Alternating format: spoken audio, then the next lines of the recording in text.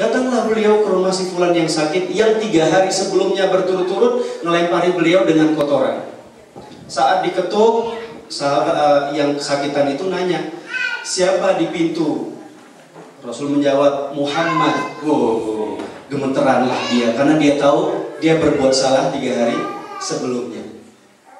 Terus Rasulullah datang, bolehkah aku masuk? Kenapa? Rasul menjawab, kenapa engkau tidak menyapaku hari ini? Akhirnya disuruh masuk. Apa jawaban si Yahudi yang tadinya melempar? Asyhadu an la ilaha illallah wa asyhadu annaka rasulullah. Aku bersaksi bahwa tidak ada Tuhan selain Allah dan engkau Muhammad betul-betul Rasulullah. Itulah wujud ikhlas. Memberi maaf kepada orang yang selalu menyakiti hati kita.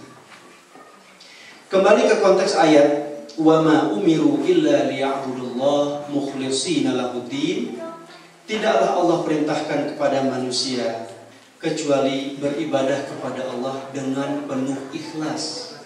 Dengan penuh ikhlas. Sekarang kalau kita bertanya, apa yang telah Allah berikan kepada kita? Banyak sekali. Banyak sekali.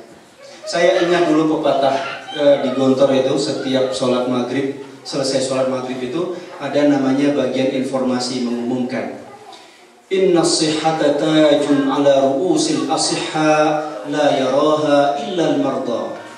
Sesungguhnya kesehatan itu adalah mahkota yang paling mahal dan paling berharga. Tapi tidak ada yang bisa menghargai kesehatan kecuali orang-orang yang sakit. Jadi selama kita sehat, itu sebenarnya sudah merupakan nikmat dan mahkota yang paling berharga yang Allah berikan kepada kita. Apa yang kita berikan kepada Allah? Sholat aja kadang-kadang, jam 12, tanggung, capek. Padahal wujud dari ikhlas adalah memberi kepada orang yang tidak pernah memberi kepada kita. Sementara kita itu selalu diberi oleh Allah Subhanahu wa Ta'ala. Saat diminta waktu kita 5 menit, 10 menit, itu pun berat kita sisihkan buat Allah Subhanahu wa Ta'ala. Wa ma umiru illa liya'budullah mukhlishina lahuddin hunafa. Tidaklah manusia diperintahkan kecuali beribadah kepada Allah dengan penuh ikhlas. Kalau saya boleh memberikan definisi yang cukup singkat tentang ikhlas ini, menerima kondisi yang paling tidak kita sukai. Menerima kondisi yang paling tidak kita sukai. Ada teman, ya. Teman itu tidak selamanya sempurna. Saat kita bisa menerima dia apa adanya, saat itu benar-benar kita ikhlas berteman dengan dia. Kita memiliki pasangan hidup. Ada hal-hal yang tidak kita sukai dari pasangan hidup kita. Saat kita menerima dia apa adanya, disitulah kita menerima dia dengan penuh ikhlas. Begitu juga dengan anak, begitu juga dengan saudara, dan lain-lain sebagainya. Jadi untuk mencapai ridha Allah, Allah Subhanahu wa Ta'ala mengatakan tidaklah manusia diperintahkan kecuali beribadah dengan penuh ikhlas. Kemudian di sini ada ayat penutup di ayat ke-8, ayat yang terakhir, radhiyallahu anhum wa radu an dzalika liman khasyiya rabbah.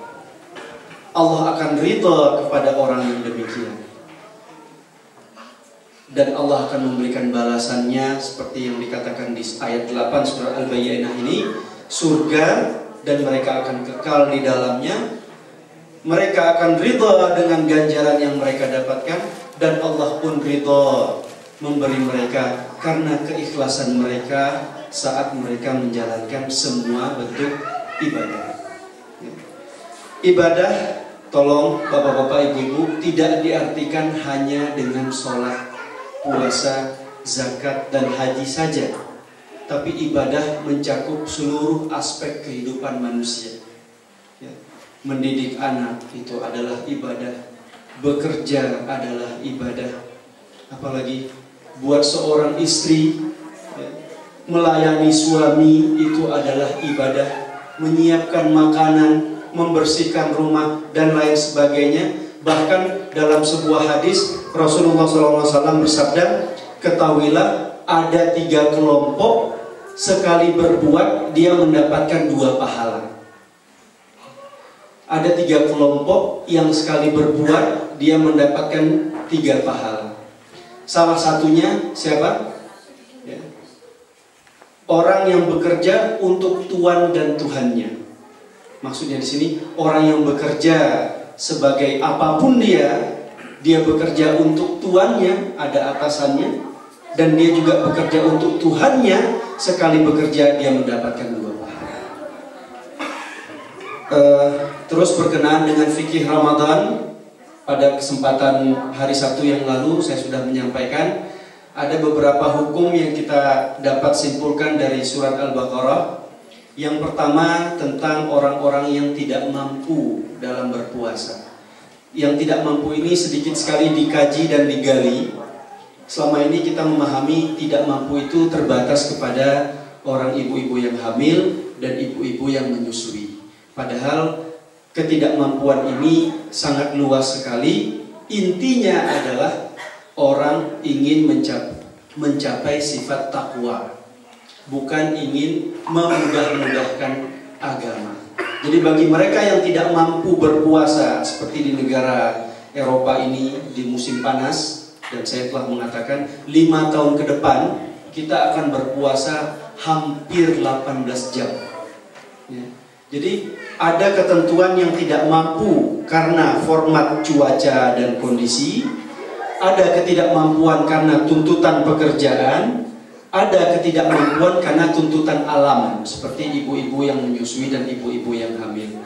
Bagi mereka bisa mengeluarkan fidyah untuk tidak berpuasa, tetapi bukan hanya semata-mata 18 jam, nggak puasa karena nggak mampu. Orang seperti ini memang mencari alasan dan justifikasi agar tidak berpuasa.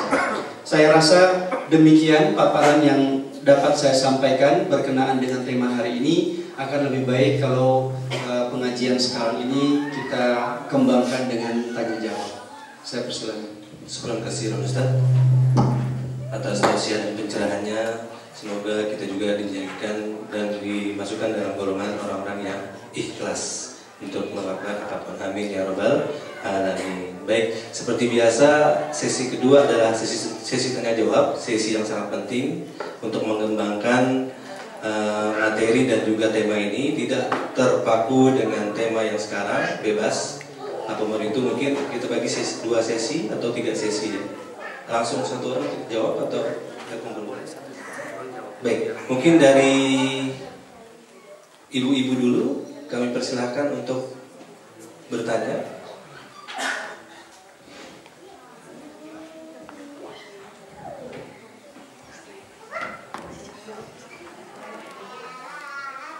Ya, silakan.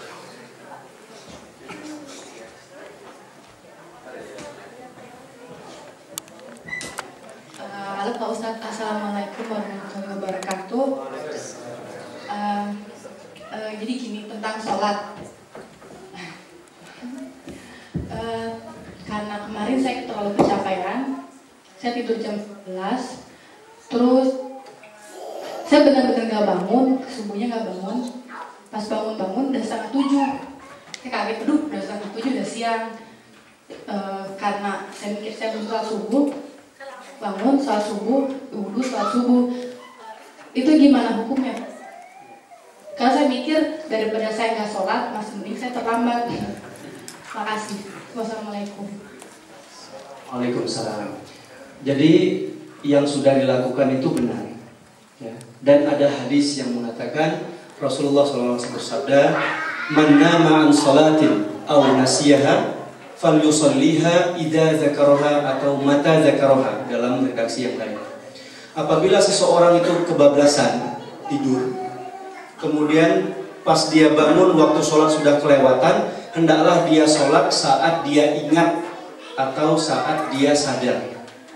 Jadi sebenarnya dalam konteks sholat ini memang Al-Quran mengatakan inna sholata kanat 'alal mu'minina kitaban mawquta.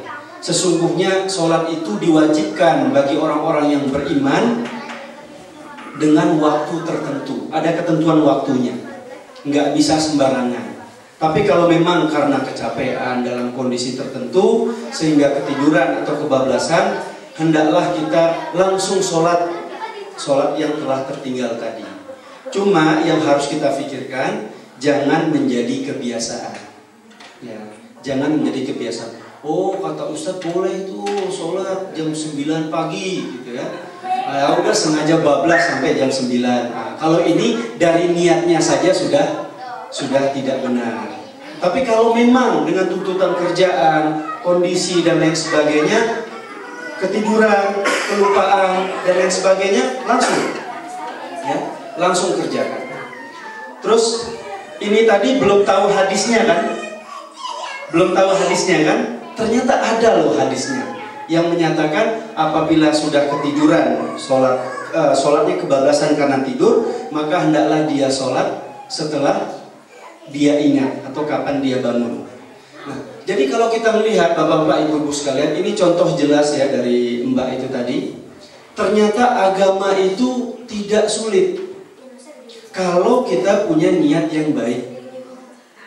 Ada 3 sumber agama, 3 sumber petunjuk. Yang pertama logika, yang kedua hati nurani, yang ketiga baru kitab suci.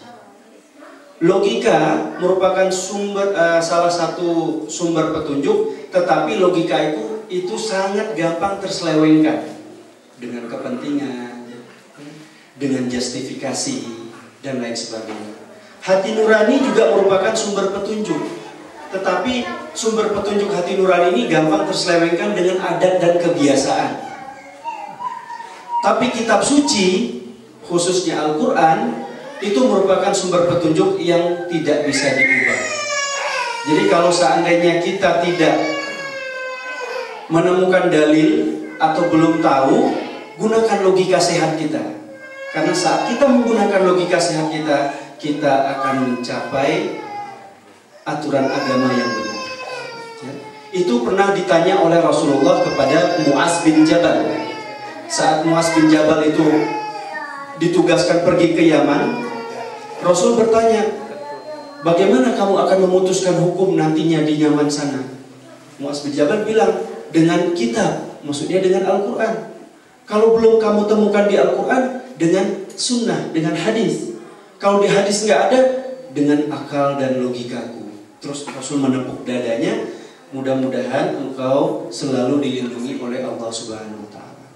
Jadi kalau seandainya kita belum tahu suatu hukum dan pengen betul-betul menjalankan agama dengan benar, gunakan akal dan logika kita yang sehat.